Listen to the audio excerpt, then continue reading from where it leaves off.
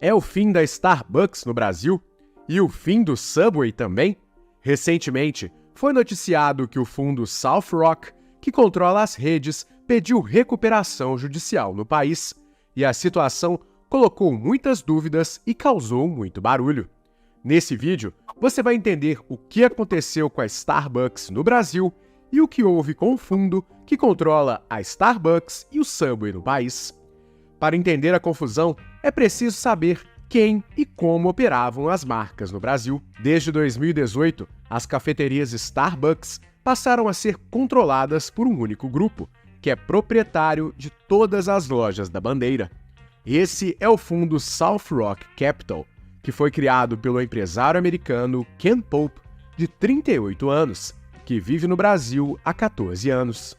Desde 2015, o fundo vem incorporando diferentes marcas e atua de forma direta e indireta em todos os estados da federação. Sob seu guarda-chuva estavam as cafeterias Starbucks, as lojas da rede TGI Fridays, a rede de lanchonetes e restaurantes Brasil Airport Restaurants, com várias lojas em aeroportos do país, o complexo gastronômico Italy e outras empreitadas menos conhecidas. Além disso, desde 2022, o fundo também era responsável pela operação do Subway no país. O fundo atuava como controlador, como também como dono da licença de operação de algumas grandes marcas mundiais. O modelo de controladora é uma forma interessante em que grandes redes terceirizam o controle de suas operações e franquias em determinados países para outras empresas ou fundos que conseguem gerir melhor a expansão das bandeiras, por estarem mais próximas do público consumidor e dos franqueados, entendendo as características regionais de cada negócio. A título de comparação, outras grandes redes como Burger King também adotam essa prática.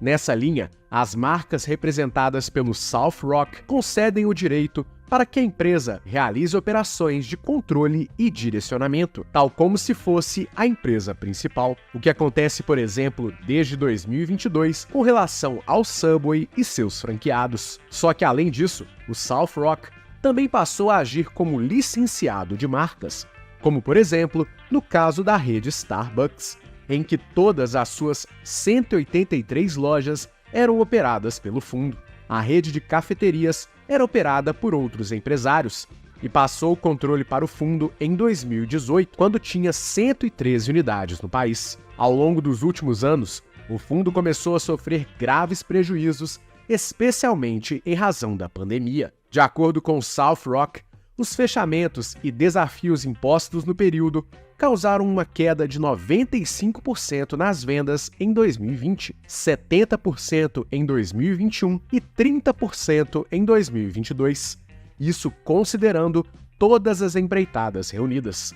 Além disso, fatores como juros altos e inflação também agravaram o problema e criaram uma situação quase insustentável. Esse conjunto levou a empresa a ficar inadimplente no pagamento de royalties junto à matriz da Starbucks, o que levou a uma rescisão indireta do contrato de licenciamento junto à marca, por descumprimento contratual, anunciada em 13 de outubro desse ano. Com a atitude, o South Rock teve que fechar as lojas da Starbucks no Brasil, já que não tem mais o direito de usar a bandeira da empresa americana. A rescisão foi a gota d'água para a empresa recorrer à recuperação judicial para tentar sobreviver.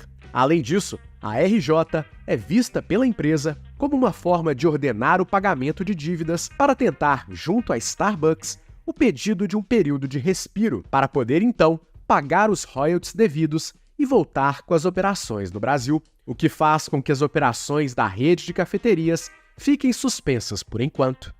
Vale lembrar que o pedido de recuperação judicial não significa falência, e sim um procedimento anterior à falência a fim de evitá-la. Na recuperação judicial, a Justiça estabelece um plano de recuperação para que a empresa possa pagar suas dívidas em uma ordem de acordo com critérios definidos pela lei e em juízo, e assim não venha a decretar a falência.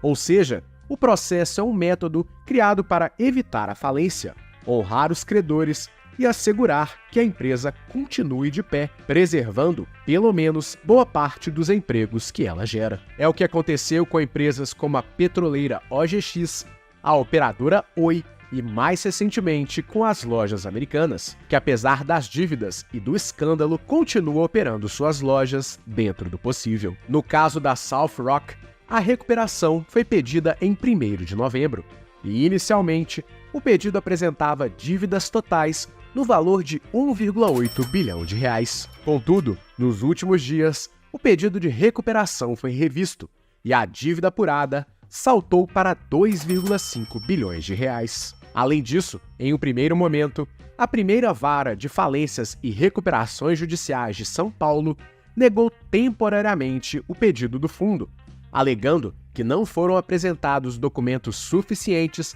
para o prosseguimento da recuperação judicial.